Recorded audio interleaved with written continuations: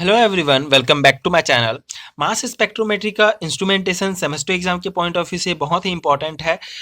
तो mass spectrometry का basic instrumentation क्या होता है, इसका कॉमन मास स्पेक्ट्रोमेट्री में क्या क्या पाए जाते हैं, इसका स्कीमेटिक डायग्राम यहाँ पे देखेंगे। तो इंस्ट्रूमेंटेशन मास स्पेक्ट्रोमीटर का क्या है। Common mass spectrometer consist of sample introducing system, जब मोस्ट इंपॉर्टेंट है।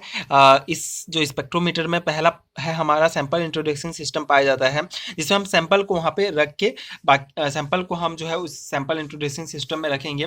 सेकेंड है द आयन सोर्स, थर्ड है मास एनालाइजर, फोर्थ है ion detector and amplifier, five है रिकॉर्डर। ठीक है, ये 5 प्रकार के जो है पार्ट्स से मिलकर जो है हमारा मास स्पेक्ट्रोमीटर बनता है।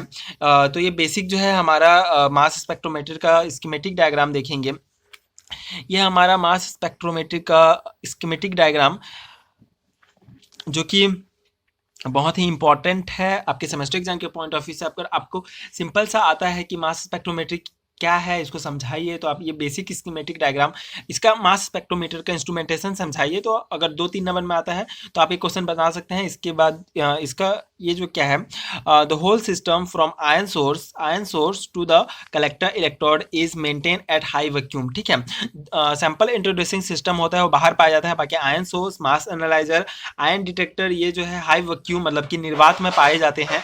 उसके बाद सिग्नल सेंसर और रिकॉर्डर भी बाहर पाए जाते हैं।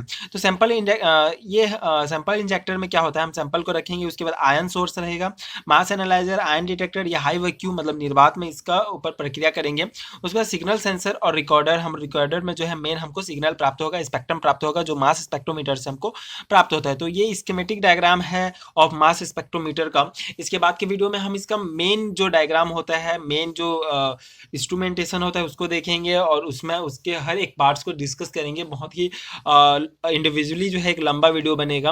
अगर आपको बेसिक आता है कि स्कीमेटिक डायग्राम बनाइए मास स्पेक्ट्रोमीटर का और इसके इंस्ट्रूमेंटेशन समझाइए, तो आप ये जो है सिंपल सा नोट्स में लिख सकते हैं। इसका कॉमन मास स्पेक्ट्रोमीटर में क्या क्या पाए जाते हैं, इसका जो है आयन सोर्स से लेकर जो है हमारा आयन डिटेक्टर तक जो है हाई वैक्यूम में पाया जाता है, और आप ये स्कीमेटिक डायग्राम दे सकते हैं मास स्पेक्ट्रोमीटर का। तो बस ये छोटा सा टॉपिक था। आई होप कि आपके लिए यूजफुल हो और आपको समझ में आया होगा। So thank you so much for watching.